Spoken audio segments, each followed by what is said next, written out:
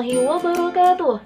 Halo Sobat Pitu, perkenalkan nama saya Susi Dwi Septiani, NIM 228017001. Nah, di bab listrik statis kita mempelajari tentang muatan listrik dalam keadaan diam. Tapi, kegunaan listrik dalam kehidupan kita ternyata nggak cuma dalam keadaan diam aja loh. Ada juga muatan listrik dalam keadaan bergerak. Tapi, listrik kenapa bisa ngalir ya? Terus, apa saja sih yang menentukan kekuatan listrik pada suatu kawat? Nah, daripada bingung, yuk kita bahas sama-sama.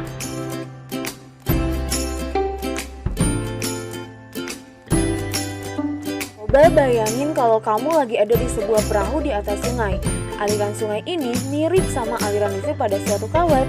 Tapi, ketika kita bilang aliran sungai, sebenarnya yang kita maksud itu aliran airnya. Begitu juga sama aliran listrik. Sebenarnya yang ngalir dalam kawat itu adalah muatan listrik negatif atau elektron. Aliran listrik atau arus listrik adalah banyaknya muatan yang melewati pengantar listrik pada periode waktu tertentu. Secara matematis, arus listrik atau I sama dengan muatan atau Q dibagi waktu atau T. Satuannya ampere. Jadi, rangkaian arus listrik itu terbagi menjadi dua, yaitu ada rangkaian arus listrik AC, ada rangkaian arus listrik DC. Jadi, AC-DC. Nah, arus listrik AC itu listrik yang mengalir di rumah kalian ya sobat. Sedangkan arus listrik DC itu ada di handphone, di laptop, atau di barang-barang elektronik lainnya. Tapi untuk sekarang yang akan kita pelajari cuma rangkaian arus listrik searah ya. Nah sobat, tadi kan kita sudah tahu nih kalau aliran listrik adalah elektron yang mengalir pada suatu kawat. Tapi kenapa elektron itu ngalir ya?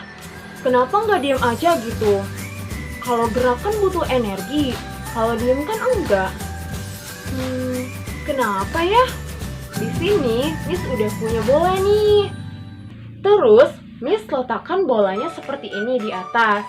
Ketika Miss lepas, maka apa yang akan terjadi?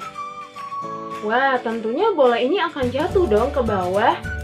Nah, hal ini terjadi karena pada saat bola diletakkan di atas seperti ini, bola memiliki energi potensial dari gaya gravitasi.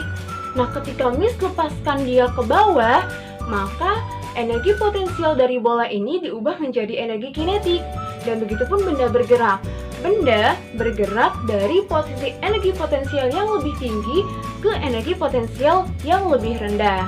Muatan listrik juga sama, dia akan bergerak dari potensial listrik yang lebih tinggi ke potensial listrik yang lebih rendah karena adanya gaya Coulomb.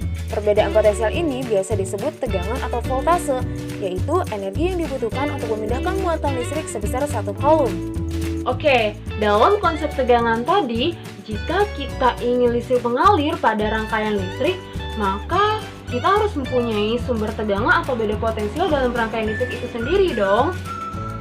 Nih sobat, misalnya Miss punya sebuah baterai nih. Nih, pada baterai ada potensial yang lebih tinggi. Nah, yang sebelah ini ya sobat.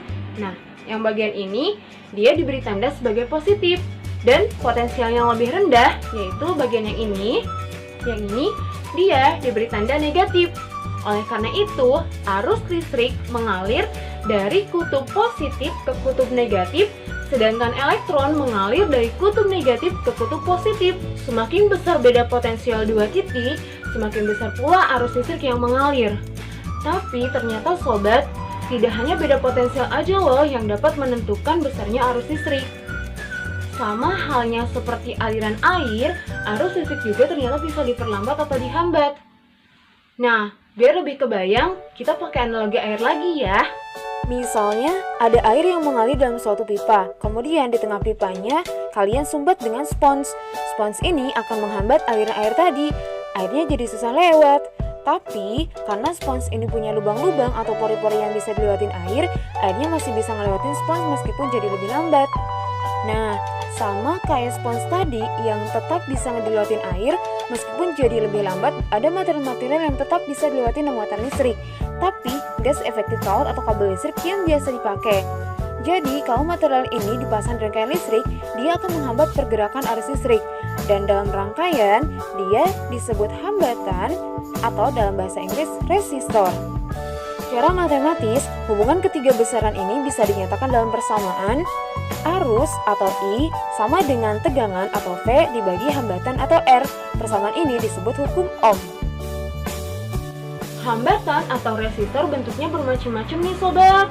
Ada yang bentuknya seperti ini atau lampu yang mengubah energi listrik menjadi energi panas, atau komponen lain yang memiliki hambatan.